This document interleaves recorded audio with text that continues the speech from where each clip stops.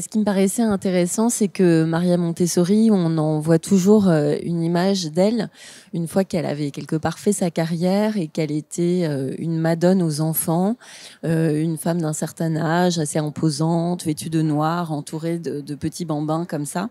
Et je trouvais intéressant de raconter la jeune femme qu'elle avait été. Et c'est vrai que ce qui m'a fait choisir aussi le moment que je choisis de raconter dans le film, c'est que j'avais l'impression que c'était le moment d'un choix déterminant dans sa vie, se passe dans son rapport à son enfant et qui était une histoire qu'on connaissait pas, alors que j'ai l'impression qu'elle fait écho avec de très nombreuses histoires à la fois ancrées dans le passé, puisque finalement on peut imaginer aujourd'hui que concilier sa maternité et sa carrière est quelque chose de plus facile, mais pourtant j'ai l'impression que le film continue de traiter finalement d'une problématique que beaucoup de femmes rencontrent aussi dans leur rapport entre carrière et maternité. Son âge? 9 ans, je crois. C'est votre fille? Non, c'est ma nièce. Oui, Jasmine Trinca, c'était complètement mon premier choix. J'ai toujours pensé à elle quand j'écrivais le rôle. J'avais vraiment l'impression que c'était la comédienne parfaite pour incarner Maria Montessori, parce que je l'admirais comme actrice depuis longtemps et qu'il y avait quelque chose aussi dans ce qu'elle dégageait qui m'évoquait comme ça ce que j'avais en tête pour Maria Montessori.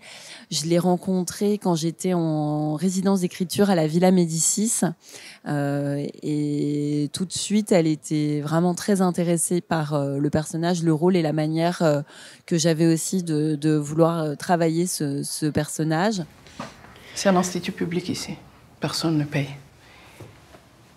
Pour le moment, nous ne prenons pas de nouvel enfant en pension.